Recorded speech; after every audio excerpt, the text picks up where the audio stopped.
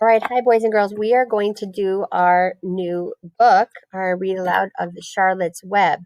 If you are reading along with me in your book, you can go ahead and grab your book now, and then I'm going to head over to the camera so that I can read you a couple chapters in Charlotte's Web. All right. So we were on chapter 3.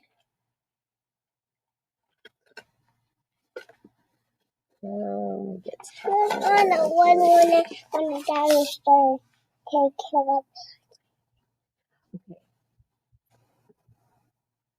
All right. So here we are. Chapter 3, Escape. So far what we know, Charlotte got a little pig named Wilbur, and she loves to play with him, and he's getting big. So his dad said he had to be sold. So she was able to get her Uncle Homer to pay $6 to buy him, and now he's going to live at the barn at Uncle Homer's house, which is just down the street.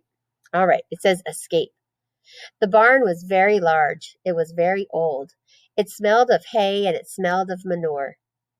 It smelled of the perspiration of tired horses and the wonderful sweet breath of patient cows.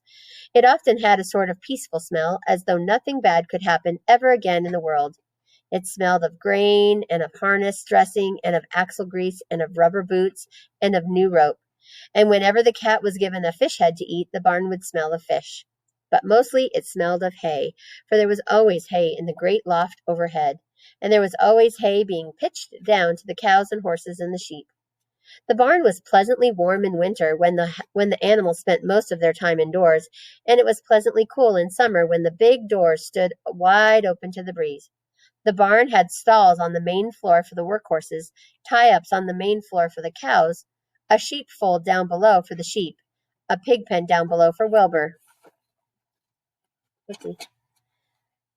and full of all sorts of things that you find in barns: ladders, grindstones, pitchforks, monkey wrenches, scythes, lawn mowers, snow shovels, axe handles, milk pails, water buckets, empty grain sacks, and rusty rat traps. It was the kind of barn that swallows like to build their nests in. It was the kind of barn that children like to play in, and the whole thing was owned by Fern's uncle, Mr. Homer L. Zuckerman. Wilbur's new home was in the lower part of the barn, directly underneath the cows. Mr. Zuckerman knew that a manure pile is a good place to keep a young pig. Pigs need warmth, and it was warm and comfortable down there in the barn cellar on the south side. Fern came almost every day to visit him. Oh, she's just watching. She found an old milk stool that had been discarded, and she placed the stool in the sheepfold next to Wilbur's pen. Here she sat quietly during the long afternoons, thinking and listening and watching Wilbur. The sheep soon got to know her and trust her. So did the geese who lived with the sheep. All the animals trusted her, and she was so quiet and friendly. Mr. Zuckerman did not allow her to take Wilbur out. Mr. Zuckerman did not allow her to take Wilbur out, and he did not allow her to get into the pig pen. But he told Fern that she could sit on the stool and watch Wilbur as long as she wanted to. It made her happy just to be near the pig, and it made Wilbur happy to know that she was sitting there right outside his pen. But he never had any fun. No walks, no rides, no swims. One afternoon in June, when Wilbur was almost 2 months old, he wandered out into his small yard outside the barn. Fern had not arrived for her usual visit. Wilbur stood in the sun, feeling lonely and bored. There's never anything to do around here, he thought. He walked slowly to his food trough and sniffed to see if anything had been overlooked at lunch. He found a small strip of potato skin and ate it.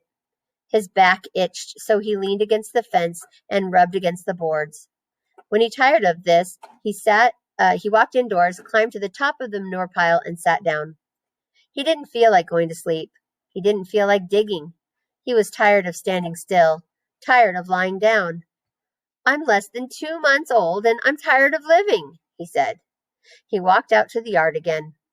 When I'm out here, he said, there's no place to go but in. When I'm indoors, there's no place to go but out in the yard. That's where you're wrong, my friend, said a voice. Wilbur looked through the fence and saw the goose standing there. You don't have to stay in that dirty little yard, said the goose, who talked rather fast. One of the boards is loose. Push on it, push on it, and come on out. What? Said Wilbur. Say it slower. At the risk of repeating myself, said the goose, I suggest that you come on out. It's wonderful out here. Did you say a board was loose? That I did, said the goose. Wilbur walked up to the fence and saw that the goose was right. One board was loose. He put his head down, shut his eyes, and pushed. The board gave way. In a minute he had squeezed through the fence and was standing in the long grass outside his yard. The goose chuckled. How does it feel to be free? She asked. I like it, said Wilbur. That is, I guess I like it. Actually, Wilbur felt queer to be outside his fence, with nothing between him and the big world. Where do you think I had better go? Anywhere you like, said the goose. Go down through the orchard, root up the sod. Go down through the garden, dig up the radishes. Root up everything, eat grass, look for corn. Look for oats, run all over, skip and dance and jump and prance. Go down through the orchard and stroll in the woods. The world is a wonderful place when you're young. I can see that, replied Wilbur. I can see that, replied Wilbur. He gave a jump in the air, twirled, ran a few steps, stopped, looked all around, sniffed the smells of afternoon, and then set off walking down through the orchard. Pausing in the shade of an apple tree, he put his strong snout into the ground and began pushing, digging, and rooting. He felt very happy. He had plowed up quite a piece of ground before anyone noticed him. Mrs. Zuckerman was the first to see him. She saw him from the kitchen window, and she immediately shouted for the men. Homer! She cried. Pigs out! Lurvy! Pigs out! Homer! Lurvy! Pigs out! He's down there under the apple tree. Now the trouble starts, thought Wilbur. Now I'll catch it. The goose heard the racket, and she, too, started hollering. Run, downhill! Make for the woods, she shouted to Wilbur. They'll never catch you in the woods. The Cocker Spaniel heard the commotion, and he ran out from the barn to join the chase. Mr. Zuckerman heard, and he came out of the machine shed where he was mending a tool. Lurvy, the hired man, heard the noise and came up from the asparagus patch where he was pulling weeds. Everybody walked toward Wilbur, and Wilbur did not know what to do. The woods seemed a long way off, and anyway, he had never been down there in the woods and wasn't sure he would like it. Get around behind him, Lurvy, said Mr. Zuckerman, and drive him toward the barn. And take it easy. Don't rush him. I'll go get a bucket of slops. The news of Wilbur's escape spread rapidly among the animals on the place. Whenever any creature broke loose on Zuckerman's farm, the event was of great interest to the others. The goose shouted to the nearest cow that Wilbur was free, and soon all the cows knew. Then one of the cows told one of the sheep, and soon all the sheep knew. Oh, don't put that on the bucket. The lambs learned about it from their mothers. The horses in the stalls in the barn pricked up their ears when they heard the goose hollering, and soon the horses had caught on to what was happening. Wilbur's out, they said. Every animal stirred and lifted its head and became excited to know that one of his friends had gotten free and was no longer penned up or tied fast. Wilbur didn't know what to do or which way to run. It seemed as though everybody was after him. If this is what it's like to be free, he thought, I believe I'd rather be penned up in my own yard. The Cocker Spaniel was sneaking up from him from behind, on one side, Lurvy, the hired man, was sneaking up on him from the other side. Mrs. Zuckerman stood ready to head him off if he started for the garden, and now Mr. Zuckerman was coming down toward him, carrying a pail. This is really awful, thought Wilbur. Why doesn't Fern come? He began to cry. The goose took command and began to give orders. Don't just stand there, Wilbur. Dodge about, cried the goose. Skip around, run toward me, slip in and out, and in and out. Make for the woods, twist and turn. The Cocker Spaniel sprang for Wilbur's hind leg. Wilbur jumped and ran. Lurvy reached out and grabbed Mrs. Zuckerman. Mrs. Zuckerman screamed at Lurvy. The goose cheered for Wilbur. Wilbur dodged between Lurvy's legs. Lurvy missed Wilbur and grabbed the spaniel instead. Nicely done, cried the goose. Try it again. Run downhill, suggested the cows. Run toward me, yelled the gander. Run uphill, cried the sheep. Turn and twist, honked the goose. Jump and dance, said the rooster. Oh, goodness, everybody's got their own idea. Look out for Lurvy, called the cows. Look out for Zuckerman, yelled the gander. Watch out for the dog, cried the sheep. Listen to me, screamed the goose. Poor Wilbur was dazed and frightened by this hullabaloo. He didn't like being the center of all this fuss. He tried to follow the instructions his friends were giving him, but he couldn't run downhill and uphill at the same time, and he couldn't turn and twist when he was jumping and dancing, and he was crying so hard he could barely see anything that was happening. After all, Wilbur was a very young pig, not much more than a baby, really. He wished Fern were there to take him in her arms and comfort him. When he looked up and saw Mr. Zuckerman standing quite close to him, holding a pail of warm slops, he felt relieved. He lifted his nose and sniffed. The smell was delicious. Warm milk, potato skins, wheat middlings, Kellogg's cornflakes, and a popover left from the Zuckerman's breakfast. Come, pig, said Mr. Zuckerman, tapping the pail. Come, pig. Wilbur took a step toward the pail. No, no, no, no, said the goose. It's the old pail trick, Wilbur. Don't fall for it. Don't fall for it. He's trying to lure you back into captivity-ivity. He's appealing to your stomach. Wilbur didn't care. The food smelled appetizing. He took another step toward the pail. Pig, pig, said Mr. Zuckerman in a kind voice, and began walking slowly toward the barnyard, looking all about him innocently, as if he didn't know that a little white pig was following along behind him. You'll be sorry, sorry, sorry, called the goose. Wilbur didn't care. He kept walking toward the pail of slops. You'll miss your freedom, honked the goose. An hour of freedom is worth a barrel of slops. Wilbur didn't care. When Mr. Zuckerman reached the pig pen, he climbed over the fence and poured the slops into the trough. Then he pulled the loose board away from the fence so that there was a wide hole for Wilbur to walk through. Reconsider, reconsider, cried the goose. Wilbur paid no attention. He stepped through the fence into his yard. He walked to the trough and took a long drink of slops, sucking in the milk hungrily and chewing the popover. It was good to be home again. While Wilbur ate, Lurvy fetched a hammer and some 8-penny nails and nailed the board in place. Then he and Mr. Zuckerman leaned lazily on the fence, and Mr. Zuckerman scratched Wilbur's back with a stick. Oh, he's quite a pig, said Lurvy. Yes, he'll make a good pig, said Mr. Zuckerman. Wilbur heard the words of praise. He felt the warm milk inside his stomach. He felt the pleasant rubbing of the stick along his itchy back. He felt peaceful and happy and sleepy. This had been a tiring afternoon. It was still only about 4 o'clock, but Wilbur was ready for bed.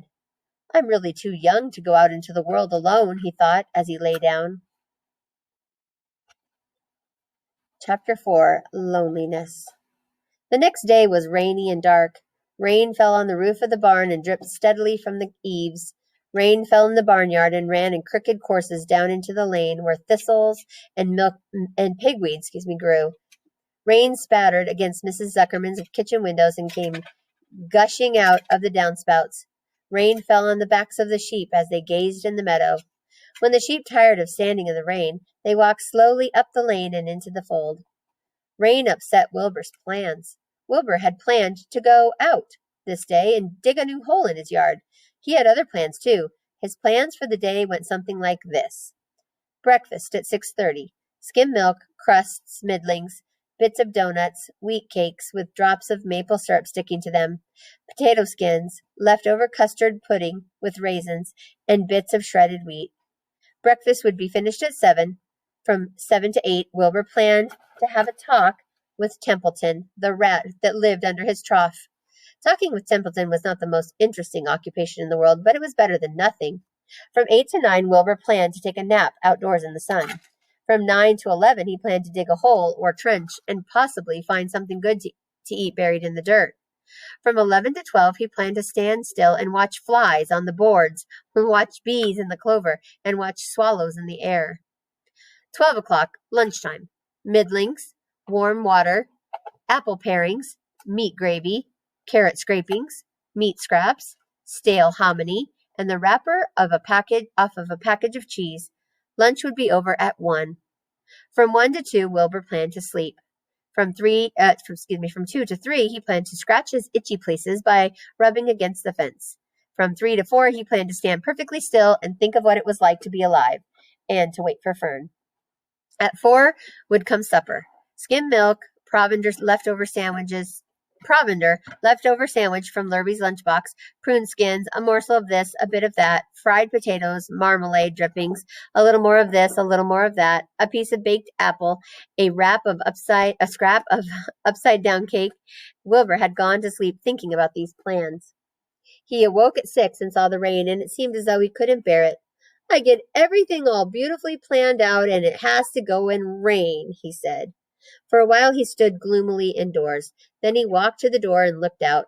Drops of rain struck his face. His yard was cold and wet. His trough had an inch of rainwater in it. Templeton was nowhere to be seen. "Are you out there, Templeton?" called Wilbur. There was no answer. Suddenly, Wilbur felt lonely and friendless. "Oh, one day, just like another," he groaned. "I'm very young. I have no real friends here in the barn. It's going to rain all morning and all afternoon, and Fern won't come in such bad weather. Oh, honestly." And Wilbur was crying again for the second time in 2 days. At 6:30, Wilbur heard the banging of a pail. Lurby was standing outside in the rain, stirring up breakfast. "Come on, pig," said Lurby. Wilbur did not budge. Lurby dumped the slops, scraped the pail, and walked away. He noticed that something was wrong with the pig. Wilbur didn't want food. He wanted love. He wanted a friend, someone who would play with him. He mentioned this to the goose, who was sitting quietly in the corner of the sheepfold. "Will you come over and play with me?" he asked. "Sorry, Sonny, sorry," said the goose. "I'm sitting on my eggs, 8 of them. Got to keep them toasty warm. I have to stay right here. I'm no flibberty-ibberty-gibbet. I do not play when there are eggs to hatch. I'm expecting goslings." "Well, I didn't think you were expecting woodpeckers," said Wilbur bitterly. Wilbur next tried one of the lambs. "Will you please play with me?" he asked. "Certainly not," said the lamb. "In the first place, I cannot get into your pen, as I am not old enough to jump over the fence. In the second place, I am not interested in pigs. Pigs mean less than nothing to me." "What do you mean, less than nothing?" replied Wilbur. "I don't think there is any such thing as less than nothing. Nothing is absolutely the limit of nothingness. It's the lowest you can go. It's the end of the line. How can something be less than nothing? If there was something that was less than nothing, then nothing would be nothing. It would be something, even though it's just a very little bit of something. But if nothing is nothing, then nothing has nothing that is less than it is." "Oh, be quiet," said the lamb. "Go play by yourself. I don't play with pigs." Wow, that was a long explanation, wasn't it? Sadly, Wilbur lay down and listened to the rain. Soon he saw the rat climbing down a slanting board that he used as a stairway. "Will you play with me, Templeton?" asked Wilbur. "Play?" said Templeton, twirling his whiskers. "Play?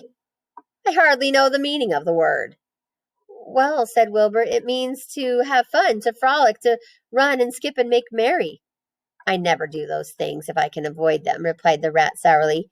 "I prefer to spend my time eating, gnawing, spying, and hiding. I am a glutton, but not a merrymaker. Right now I'm on my way to your trough to eat your breakfast, since you haven't got sense enough to eat it yourself." And Templeton the rat crept stealthily along the wall and disappeared into a private tunnel that he had dug between the door and trough in Wilbur's yard. Templeton was a crafty rat, and he had things pretty much his own way. The tunnel was an example of his skill and cunning. The tunnel enabled him to get from the barn to his hiding place under the pig trough without coming out into the open. He had tunnels and runways all over Mr. Zuckerman's farm, and could get from one place to another without being seen. Usually he slept during the daytime and was abroad only after dark. Wilbur watched him disappear into his tunnel. In a moment he saw the rat's sharp nose poke out from underneath the wooden trough.